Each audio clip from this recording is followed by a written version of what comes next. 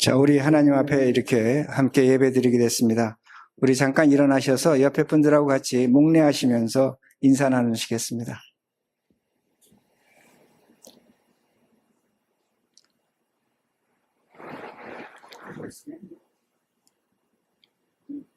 자, 우리 기도하시고 말씀 듣겠습니다.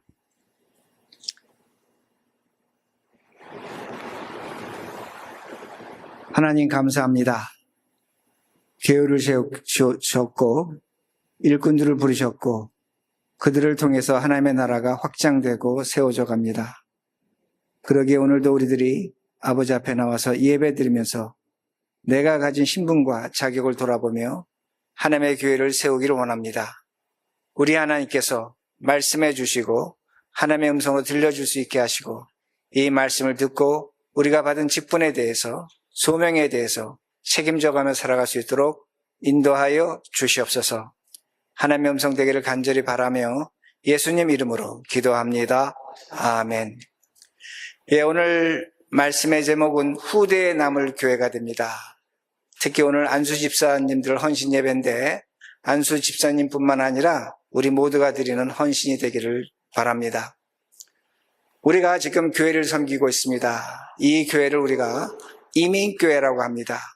이민교회라는 독특한 단어가 있는데 이민교회라는 것은 1970년대, 80년대에 이민이 오기 시작하면서 한인들이 늘었습니다.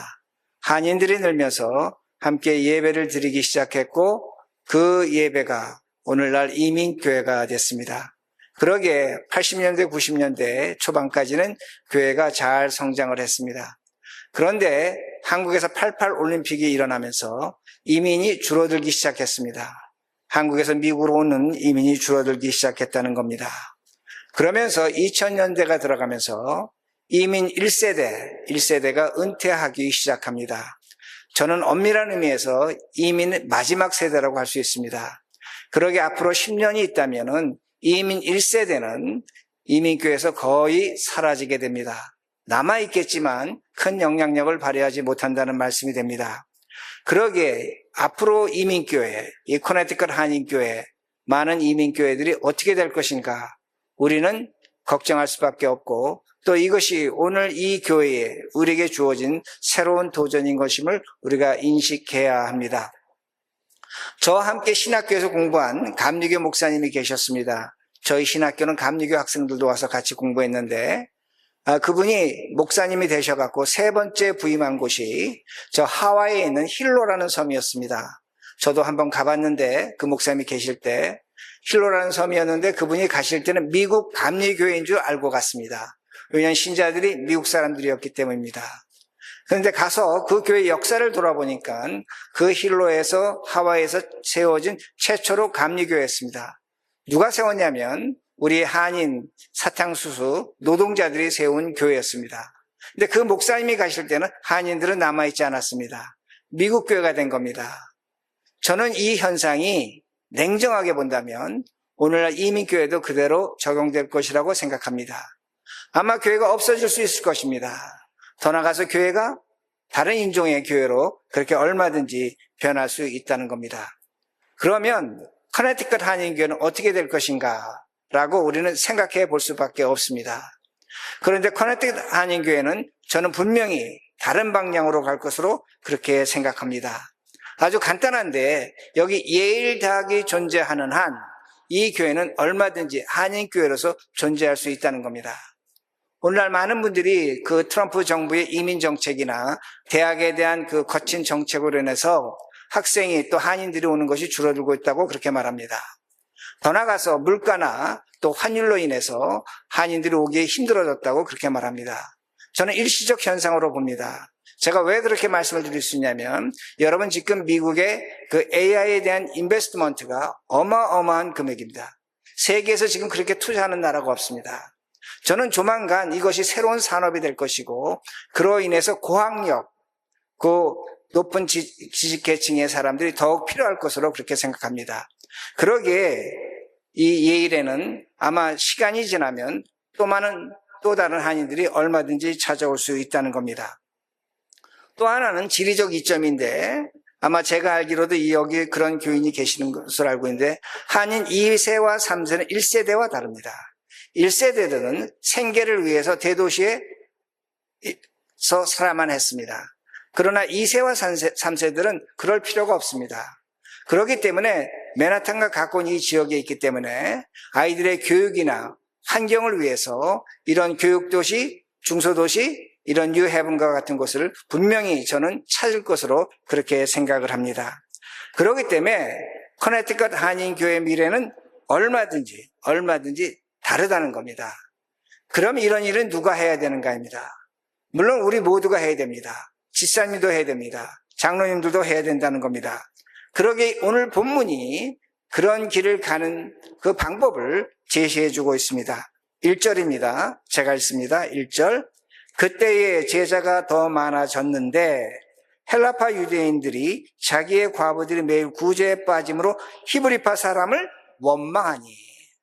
자, 성경이 보여주는 게 뭐냐면 초대교회가 3,000명이 됐습니다. 엄청나게 많은 사람들이 모였습니다. 교인이 모였는데 파벌이 생긴 겁니다. 성경은 분명히 보여주는데 헬라파가 있었고 히브리파가 있었다고 그렇게 가르쳐 줍니다. 두 개의 파벌이 있었다는 겁니다. 그런데 이 두 개의 파벌이 만만한 파벌이 아니라는 겁니다. 헬라파라는 것은 NIV 번역을 보면 헬레니스틱 주라고 번역을 했고 히브리파는 헤브라이크 주라고 그렇게 번역을 했습니다. 이건 어떤 의미가 되냐면 한 교회에 있는데 헬라 사람들은 헬라 언어를 썼다는 겁니다. 히브리 사람들은 히브리 언어를 썼다는 겁니다. 우리들이 집에서 자녀를 키우는데 우리와 다른 언어를 사용합니다. 사람이 언어가 다르다는 것은 생각이 다른 겁니다. 생각이 달라지고 그 다음에 행동이 달라지는 겁니다. 완전히 다른 사람이라는 겁니다. 언어가 다를 땐. 지금 성경이 가르쳐주는 것이 뭐냐면 교인이 늘어나고 교회가 왕성했지만 교회 안에 파벌이 생길 수밖에 없었습니다. 두 개의 파벌, 히브리파와 헬라파. 생각이 다른 사람 또한 행동이 다른 사람들이 존재했다고 성경은 가르쳐줍니다. 완전히 다른 두 개의 교인이 있었다는 겁니다. 제가 이 적용을 커네티컷 교회에도 할 수가 있다는 겁니다. 정확하진 않을 겁니다. 그러나 틀린다고 생각하지는 않습니다. 이 교회는 기존 교인들, 이민 1세대들은 제가 보니까 최소한 이민 생활이 최소한 20년에서 30년, 40년 된 분들이 많이 있다는 겁니다. 대부분 이런 분들은 이민 1세대들은 한국이 경제적으로 가난할 때, 힘들 때 유학을 왔습니다. 이민을 왔습니다. 그러게 이분들의 특징은 뭐냐면 미국 문화를 적극적으로 수용합니다. 왜냐하면 그 길이 없었습니다. 그것밖에 길이 없었기 때문에 미국에 대한 문화 수용력이 굉장히 높다는 겁니다. 물론 30, 40년 전에 왔기 때문에 소위 말하는 사회적으로 marginalized, 즉 변두리 사람들이었지만 그 변두리에서 고생하며 수고하며 오늘날의 삶을 이루었다는 겁니다. 미국의 중산층의 삶을 이룬 것을 분명히 우리들이 볼 수가 있습니다. 이것이 이민 1세대, 이 교회에 있는 분들의 모습이라는 겁니다. 그러면 여기 교회에 있는 20대, 30대, 40대, 50대 초반까지는 어떤 것인가? 제가 파악하기로는 이민 생활이 10년이 넘어가지 않는다는 겁니다. 그리고 이 예례 뭐 때문에 왔냐? 공부나 직장 때문에 왔다는 겁니다. 그런데 이분들은 미국에서도 1%에 속하는 최고의 엘리트들이라는 겁니다. 자신들에 대한 긍지가 있는 겁니다. 이분들의 특징은 뭐냐면 한국의 가난을 경험하지 못했습니다. 죄송한 표현이지만 한국이 한때는 굉장히 가난했습니다. 그 가난을 경험하지 못하고 자신의 삶의 목표와 어떤 방향을 위해서 이 지역에 와서 지금 직장 생활하고 또한 공부를 한다는 겁니다. 그런데 이분들의 특징은 뭐냐면 문화적으로 한국 문화를 갖고 있습니다. 자랑스럽게 여깁니다. 좋은 겁니다. 동시에 미국 문화도 부분적으로 수용한다는 겁니다. 그러게 20대, 30대, 40대 특징은 뭐냐면 정신적 갈등이 있습니다. 문화적 갈등이 있다는 것을 분명히 우리가 이해해야 합니다. 왜냐하면 문화를 부분적으로 수용하고 있기 때문이라는 겁니다. 자, 제가 두 부류의 두 파의 모습을 말씀드렸는데 똑같은 한국입니다. 여기 이민 1세대도 있고 20대, 30대, 40대도 있다는 겁니다. 50대 초반도 있다는 겁니다. 똑같은 한국인이지만 문화가 다릅니다. 가난을 경험한 문화와 가난을 경험하지 못한 문화는 아주 다릅니다. 문화가 다르기 때문에 생각이 다른 겁니다. 그러기에 저는 어떻게 표현하냐면 이 교회를 정신적 언어가 다른 공동체로 그렇게 저는 생각합니다. 다시 말씀드립니다. 똑같은 한국말을 하지만 정신적 언어가 다르다는 겁니다. 그러기에 예루살렘 교회에서 히브리파와 헬라파가 존재한 것처럼 이 교회도 나이 40대 전후반을 통해서 두 개의 파벌이 분명히 존재한다는 겁니다. 이거 두 개를 어떻게 하나로 인식시킬 수 있는가 합니다. 자칫 잘못하면 무질서가 나타나는 것이고 지금 초대교회가 겪는 그런 원망이 서로에게 얼마든지 나타날 수 있다는 겁니다. 어떻게 하면 하나가 되겠는가 합니다. 오늘 본문이 우리에게 분명히 가르쳐줍니다. 우리 교인들이 초대교회를 가장 크게 오해하는 건 뭐냐면 초대교회는 훌륭한 교회였다. 훌륭한 교회 맞습니다. 그러기에 기도와 말씀으로 교인이 3,000명 됐습니다. 전도와 구제 사역이 있었습니다. 그러나 오늘 성경은 분명히 가르쳐줍니다. 그 안에 파벌이 있었고 원망함이 있었다는 것을 분명히 가르쳐줍니다. 그러기에 우리 교회도 이 교회도 마찬가지입니다. 매 주일마다 목사가 와서 설교합니다. 말씀이 선포되는 겁니다. 그리고 성부, 성자, 성령 하나님, 삼위일체 하나님이 예배 드려지고 있다는 겁니다. 여러분 기도하고 있다는 겁니다. 동시에 여러분들은 하나님이 주신 사명에 따라서 세상에 나가서 가정에서 직장에서 일하고 있습니다. 그 일이 뭐냐? 다른 표현으로 한다면 전도하는 겁니다. 선교하는 겁니다. 하나님의 사역을 감당하고 있다는 겁니다. 그런데 문제는 뭐냐면 우리가 그렇게 하고 있음에도 불구하고 초대교회처럼 화가 갈릴 수밖에 없고 원망이 생길 수밖에 없다는 겁니다. 그건 간단합니다.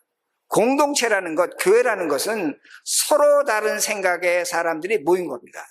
서로 다른 교육 환경과 서로 다른 출신과 서로 다른 배경과 서로 다른 경험을 가진 사람들이 교회에 모여 있다는 겁니다.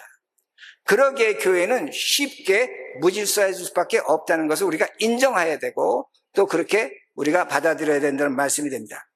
그러면 이렇게 다양한 사람들이 서로 다른 생각과 서로 다른 태도를 갖고 있는 사람들이 어떻게 신앙생활할 수 있는가? 오늘 우리가 예배 중에도 했습니다. 사도신경을 고백했습니다. 무엇을 얘기하는가 하면 사도신경이 그저 예배 중에 그걸 기억하라는 것이 아니라 우리가 신앙 고백하는 겁니다. 즉 어떤 말씀이 되냐면 서로 다른 사람들이지만 우리는 이렇게 하나님을 믿겠습니다라고 약속하는 것이 신앙 고백입니다. 그것이 미국 장로의 북 오브 컨페션입니다. 다시 말씀드리는데 너와 내가 약속을 하는데 이 교회 와서는 우린 이렇게 믿을 거야 약속하는 것이 신앙 고백 북 오브 컨페션이 됩니다. 오늘 제가 아마 여러분들에게 교육을 하게 될 것입니다. 그런데 어떤 분들은 나는 신앙 고백이 마음에 들지 않아, 나는 사도신경대로 살고 싶지 않아 한 분이 있다면 그분은 이 교회를 떠나셔야 합니다. 다른 신앙 고백을 찾아가셔야 됩니다. 왜 제가 그렇게 말씀드리냐면 신앙 고백이 틀리면 이 공동체 안에서 무질서가 일어납니다. 분열이 일어납니다. 왜 그러냐면 교회는 그런 무질서와 분열을 막기 위해서 북 오브 오더, 교회 헌법을 만들었다는 겁니다. 그 교회 헌법을 만들어 놓고 우리가 신앙 고백하는 대로 우리는 이렇게 신앙생활할 것이고 이렇게 질서 있게 신앙생활할 것이라는 것을 약속하기 때문에 교회는 또한 헌법이 있다는 것을 기억하셔야 됩니다. 그러기에 교회라는 것은 질서를 유지하기 위해서 분열을 방지하기 위해서 두 가지 책을 갖고 있는 겁니다. 하나는 신앙 고백이 있는 것이고 하나는 헌법이 있다는 것을 기억하셔야 됩니다. 오늘 본문도 이것을 분명하게 보여줍니다. 자, 2절입니다. 2절 제가 읽습니다. 12 사도가 모든 제자를 불러 이르되 우리가 하나님의 말씀을 제쳐놓고 접대를 일삼는 것이 마땅하지 아니하니. 자, 사도들이 뭐라고 얘기했냐면 말씀 전하는 자들인데 접대를 일삼았다고 말하는 겁니다. 교인이 3,000명이 된 겁니다. 그 3,000명 중에 아픈 사람들 있을 것이고 어려운 사람들 있을 것이고 돌봐야 될 사람들이 있다는 겁니다. 그 일에 치중을 한 겁니다. 목사로서 당연히 할 수 있다고 우리는 그렇게 생각합니다. 신방하고 전도하고 구제했다는 겁니다. 그런데 지금 성경이 무슨 단어를 쓰고 있냐면 접대를 어떻게 했다? 일삼았다고 했습니다. 일삼았다는 이 단어는 헬라어로 보면 디아코니아라는 단어 썼는데 디아코니아라는 단어는 디컨이라는 단어입니다. 집사라는 단어입니다. 근데 그 단어의 원래 의미는 종이라는 겁니다. 노예라는 겁니다. 사도들이 지금 교인들 앞에 뭐라고 얘기했냐면 교인들이 몰려와서 내가 당신들을 위해서 종처럼 일했습니다. 노예처럼 일했습니다. 라고 그렇게 말을 하고 있다는 겁니다. 그 결과 하나님의 말씀을 제쳐놨다고 말씀합니다. 제쳐놨다는 영어 번역은 abandon이라는 단어도 있고 neglect이라는 단어도 씁니다. 무시했다는 겁니다. 하나님 말씀 포기했다는 겁니다. 왜? 시간이 없다는 겁니다. 교인들 돌보기에 너무나 바빠서 하나님 말씀을 포기한 것을 분명히 성경이 보여줍니다. 그러기에 사도들이 방법을 제시하는 겁니다. 3절, 형제들아 너희 가운데서 성령과 지혜가 충만하여 칭찬받는 사람 7을 택하라. 자, 여기 아주 중요한 것이 나옵니다. 교회 질서가 나옵니다. 사도들이 교인들에게 얘기하는 겁니다. 너희들이 집사 7명을 선택하라는 겁니다. 집사 7명을 누가 선택하라? 교인들에게 선택하라고 얘기합니다. 그런데 3절 후반절에 이상한 말씀이 있습니다. 우리가 이 일을 그들에게 맡기고, 누가? 사도들이 그 사람들 7 집사에게 일을 맡기겠다는 겁니다. 제가 이걸 정리하면 어떤 말씀이 되냐면 성경이 이렇게 가르쳐 주는 겁니다. 교인들에게 7명의 집사를 선택하라는 겁니다. 선택하고 나서 그 사람들에게 일을 맡기는 것은 교인들, 당신들이 아니라 우리들이라는 겁니다. 사도들이라는 겁니다. 그러게 영어 번역으로 We may appoint, 우리가 그들의 일을 선택하겠다고 가르쳐 줍니다. 성경이 분명히 가르쳐 줍니다. 성경이 가르쳐 주는 건 뭐냐면 교인들과 집사들은 수고하는 사람들입니다. 교회의 최종적 행정적 권한을 갖고 있지 않다는 겁니다. 그러기에 사도들이 말하는 것이 뭐냐면 우리가 최종적 권한을 갖고 있다는 겁니다. 우리가 교회를 다스린다는 겁니다. 우리가 말하는 것을 순종해달라는 겁니다. 그렇기 때문에 우리가 그들을 임명할 테니까 너희들은 우리가 부탁하는 것에 따라달라고 그렇게 이야기하고 있는 겁니다. 이게 사도들이 얘기하는 겁니다. 그럼 이 말씀을 오늘날 적용하면 어떻게 되는가? 사도는 오늘날 교회의 당회입니다. 장로님들의 가장 중요한 것은 뭐냐면 말씀을 선포하는 겁니다. 그리고 집사님들과 일반 교인들은 교회의 그 사역을 봉사하는 것이 중요하다는 것을 우리가 알 수 있습니다. 오늘 본문의 말씀이 미국 장로교 헌법에 그대로 들어가 있습니다. 어떤 말씀이 그 헌법에 있냐면 당회는 안수 집사를 선출해야 됩니다. 그러나 안수 집사를 둘 수도 있고 두지 않을 수도 있습니다. 당회는. 동시에 안수 집사회는 회의를 하면 그 회의록을 당회에 보고하고 검열받을 그런 책임이 있다는 겁니다. 의무가 있다는 겁니다. 성경이 우리에게 가르쳐주는 건 뭐냐면 교회의 최종적 치리기구, 행정적 치리기구는 당회임을 분명히 가르쳐주고 있다는 겁니다. 자, 제가 이렇게 여러 교회 다니면서 교육을 하면 교인들이 반드시 손을 들고 질문합니다. 그러면 장로님들의 독재를 막을 수가 없다고 얘기합니다. 교회가 장로님들을 견제할 기구가 있어야 되기 때문에 재직회가 있어야 된다고 그렇게들도 말씀하십니다. 죄송하지만 그건 한국 교회적 태도입니다. 여러분이 미국 장로교는 뭡니까? 장로가 선출되지만 장로는 3년 임기입니다. 만약에 임기로 선출된 장로님이 장로로서 부적절하거나 옳지 않은 행동이 있었다면 그 다음에 투표하지 않으면 됩니다. 반드시 재공천 받아갖고 3년 후에 장로로 심의하는데 그때 교인들이 다시 한번 투표한다는 겁니다. 그 권리와 특권은 누가 갖고 있나? 바로 교인들 갖고 있다는 겁니다. 안수집사님들 갖고 있다는 겁니다. 그리고 장로를 2텀 하면 6년 하면 반드시 1년은 무조건 쉬어야 된다는 겁니다. 그러기에 얼마든지 교인들이 장로님에 대한 견제와 질서를 이루어갈 수 있다는 것을 미국 장로교법은 갖고 있다는 겁니다. 또 하나 중요한 것은 미국 장로교는 세례받고 성인이 되면 누구든지 장로가 될 수 있습니다. 여기 80 먹고 90 먹은 할머니도 장로가 될 수 있습니다. 20살 된 여성분도 장로가 될 수 있습니다. 누구든지 장로가 될 수 있는 겁니다. 그 길을 막을 수는 없습니다. 남자와 여자의 구별이 없다는 겁니다. 제가 미국 장로 회의를 가보면 장로님이라고 같이 앉아 있는데 갓 고등학교 졸업한 분들이 앉아 있습니다. 교회 대표입니다. 그분들이 장로입니다. 지난번에 여기 샤논이 와갖고 얘기하지 않았습니까? 자기가 고등학생 때 장로가 됐다. 그러니까 장로라는 것은 누구든지 될 수 있는 것이고 누구든지 그를 선출할 수 있다는 것을 기억하셔야 됩니다.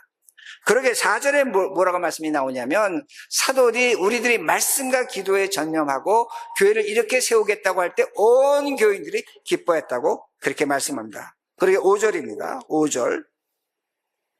온 무리가 이 말을 기뻐하여 믿음과 성령에 충만한 사람 스데반과 또 빌립과 브로고로와 니가노로와 디몬과 바메마나와 유대교에 입교했던 안디옥 사람 니골라를 택하여. 자, 성경이 이름을 보여줍니다. 이름을 보여줄 특별한 의미가 있는 겁니다. 여기 7명의 집사들이 나오는데 6명은 모두가 헬라파 사람들입니다. 히브리파 사람 하나도 없습니다.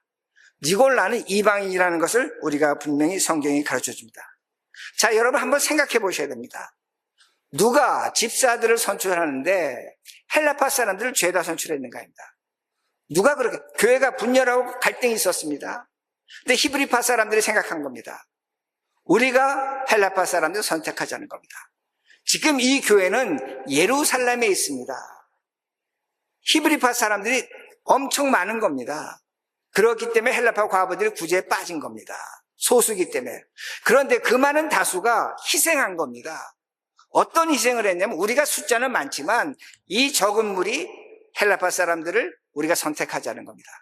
그러기에 7명의 집사를 선택했는데 6명은 헬라파입니다.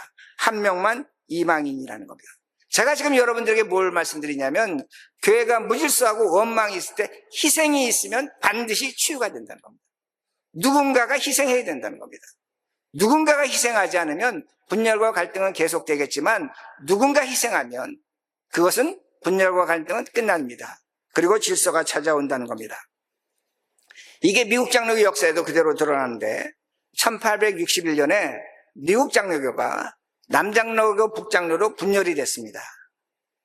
그리고 120년 동안 서로 다른 교단으로 지냈습니다. 근데 1970년대와 60년대에 마틴 루터 킹 목사의 그 인권운동에 의해서 교회가 하나로 통합되기를 결정합니다. 그런데 문제가 생겼습니다. 어떤 문제가 생겼냐면 지역적인 문제였습니다. 당시에 북장로교는 맨하탄에 본부를 두고 있었는데 맨하탄의 그 뉴욕은 굉장히 자유스러운 곳입니다. 진보적인 겁니다. 신앙 색깔이 아주 다릅니다. 그런데다가 남북전쟁 때 뉴욕하고 시카고는 그 남쪽을 아주 심하게 공격한 지역 그 도시들이 됩니다. 그러게 남쪽 사람들에게 거부감이 있는 겁니다. 그럼 남장로교는 본부가 어디 있었냐? 조지아 애틀란타에 있었습니다. 여러분, 조지아는 지금도 크리스천 벨트의 캐피탈입니다. 보수적입니다. 그리고 사람들이 굉장히 조용합니다. 여기 동부 사람들하고 다릅니다. 그런데 애틀란타가 어떤 일이 있었냐면 남북전쟁 때 가장 큰 화재, 가장 심한 공격을 북쪽으로부터 받은 겁니다. 원망이 남아있는 겁니다. 둘 다 자신들의 그 본부를 하나는 애틀란타에 정하고 하나는 뉴욕에 정했는데 자신들의 정체성이 있다는 겁니다. 각자가 120년 동안, 한 세기 이상 동안 자신들의 정체성을 지켜왔다는 겁니다. 그런데 같이 만나자는 겁니다. 통합하자는 겁니다. 이게 쉬운 일이겠습니까? 절대로 쉽지 않았습니다. 5년 동안 수많은 이야기들이 오고 갔습니다. 그런데 결론 내린 것이 뭐냐면 제3의 지역, 미국의 남과 북이 만나는 켄터키 루이빌에 총회본부를 두기로 했습니다. 무엇을 의미하는가 합니다. 이제는 남장로교건 북장로교건 지난 120년 동안 갖고 왔던 자신들의 정체성을 희생하겠다는 겁니다. 그걸 포기하겠다는 겁니다. 그리고 말하는 것이 뭐냐면 우리가 이곳에서 제3의 장소에서 새로운 정신으로 새로운 마음으로 우리가 시작하겠다는 새로운 정체성이 나타난다는 말씀이 됩니다. 이때 미국 장로교는 북 오브 컨페션과 북 오브 오다를 정하게 된다는 겁니다. 그러게 제가 다시 말씀드립니다. 교회라는 것은 말씀과 기도가 있어야 합니다. 여러분의 사역이 있어야 됩니다. 그러나 저는 장담합니다. 그것만 강조하면 교회는 무질서해집니다. 그러기에 교회에서 필요한 것이 뭐냐면 신앙 고백과 질서라는 겁니다. 법이라는 겁니다. 그런데 더 교회가 교회답게 되려면 무엇이 필요하냐? 희생이 필요하다는 겁니다. 그래야만 교회는 교회답게 된다는 겁니다. 제가 여기 계신 30대, 40대, 20대 분들에게 정말로 간곡하게 부탁드리고 싶은 것은 여기 이미 1세대들, 여러분들이 존경하셔야 됩니다. 지난 40년 동안 어려운 가운데 눈물과 피와 땀으로 이 교회를 지켜온 것입니다. 저분들도 때로는 이 교회를 떠나고 싶었을 것입니다. 저분들도 포기하고 싶었을 것입니다. 그러나 지난 40년 이상을 이 교회를 지켜온 것을 여러분들이 appreciate 해야 됩니다. 그걸 인정해야 됩니다. 그렇다면 이제는 20대, 30대, 40대가 희생할 차례라는 것을 기억하셔야 됩니다. 제가 왜 20대, 30대에게 50대 초반에게 희생을 요구하냐면 저는 이 교회에 와서 굉장히 놀랐습니다. 이 교회는 엄청난 무형의 자산이 있다는 겁니다. 제가 이 교회에 와서 매주 보면 뭐 우연의 일치일지 모르지만 매 주일마다 누구 말대로 눈물의 정거장입니다. 떠나는 교인 때문에 우시고 또 남아있는 교인들은 어떻게 했습니까? 마음이 섭섭합니다. 허전합니다. 아쉽습니다. 떠나는 분들은 그저 미안할 뿐이라는 겁니다. 제가 목사로서 얘기합니다. 여러분의 감정 이해합니다. 그러나 이제는 이런 모습에서 벗어나셔야 됩니다. 여러분이 그렇게 하는 걸 저는 충분히 이해하고 공감하지만 여러분들이 교회라는 걸 이해하지 못하기 때문에 이런 일들이 일어나고 있다고 여러분이 인정하셔야 된다는 겁니다. 제가 교회라는 것은 고린도전서 1장 2절에 분명히 말씀 나옵니다. 여러분 각 사람이 교회입니다. 물론 커네티컷 한인교회도 교회라고 합니다. 그러나 성경이 분명히 가르쳐주는 건 뭐냐면 우리 각 사람 한 사람이 교회라고 가르쳐줍니다.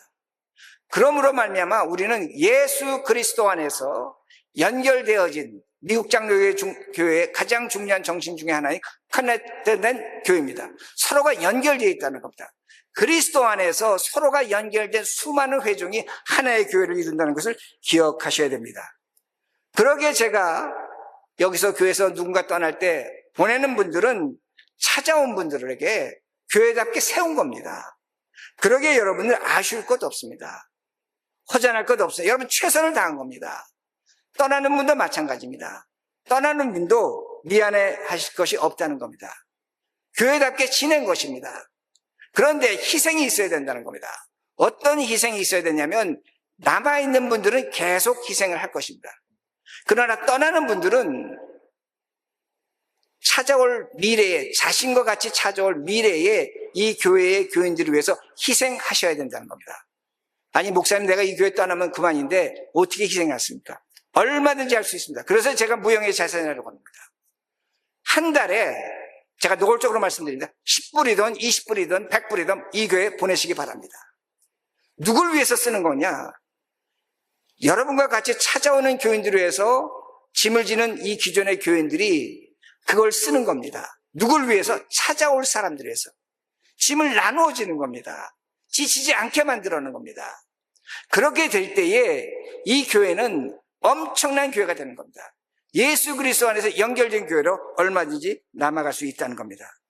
그러기에 희생이 필요한 겁니다. 남아있는 분들은 희생할 겁니다. 그러나 떠난 분들은 여러분도 희생하시라는 겁니다. 조금이라도 내 후배들, 나와 같은 사람들이 이곳에 올 때에 그들이 당당하게 떳떳하게 신앙생활할 수 있는 근거를 만들어놔야 된다는 겁니다. 그렇게 된다면 이 교회는 눈물의 정거장이 아닙니다. 기쁨의 정거장입니다. 교회는 이렇게 모여있지만 엄청나게 큰 교회로 확장되어 가고 있다는 겁니다. 예수 그리스도 안에서 하나가 되는 교회라는 겁니다. 또한 여기 기존에 이민 1세대가 있습니다. 여기 이민 1세대 수고하셨습니다.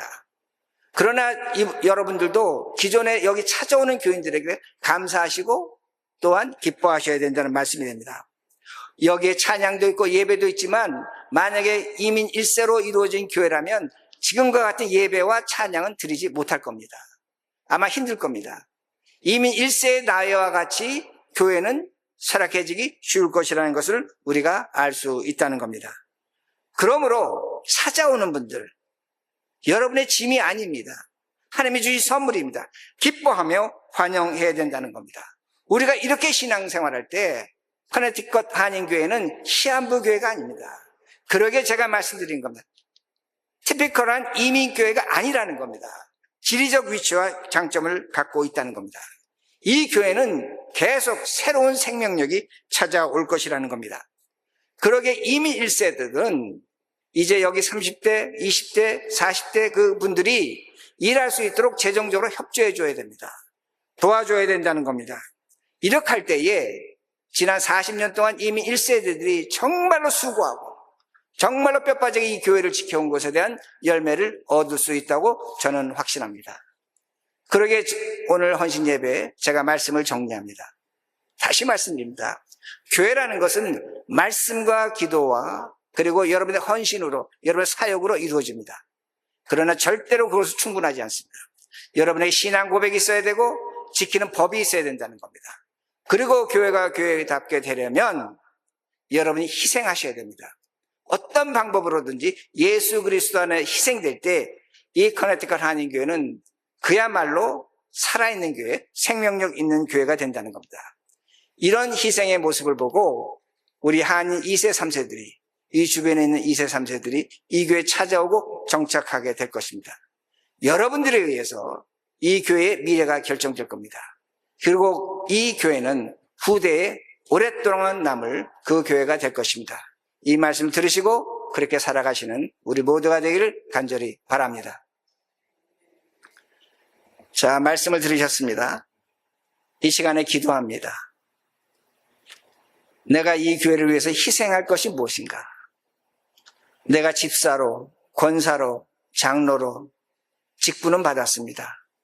저도 목사로 직분을 받았습니다. 그러나 나는 이 교회에서 어떤 것을 희생할 것인가? 우리 생각하시면서 그 희생을 놓고 기도하실 때 하나님께서 우리의 헌신을 받으시고 우리를 도와주실 것입니다. 우리 다 함께 우리의 희생을 놓고 기도하시겠습니다.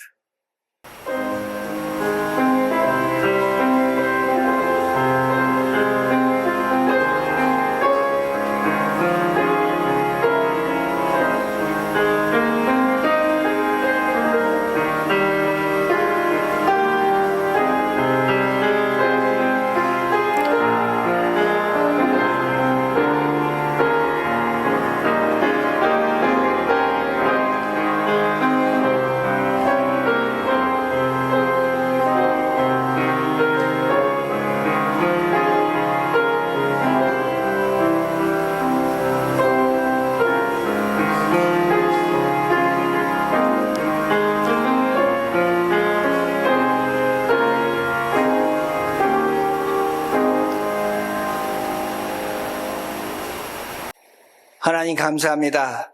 우리 각자가 교회입니다. 예수 그리스도 안에서 연결된 하나의 교회가 됩니다. 이 그리스도의 교회를, 하나님의 교회를 우리가 만들어 갑니다. 그러기에 우리가 희생할 수 있게 도와주시옵소서. 예수 그리스도가 십자가에서 자신을 들여 희생해서 교회를 세우신 것처럼 우리가 오늘 내 자신을 희생해서 이 교회를 세울 수 있게 하시고 떠나는 자들도 희생하게 하시고 남아있는 자들도 희생하게 하여 주시옵소서. 감사드리며 예수님 이름으로 기도합니다. 아멘.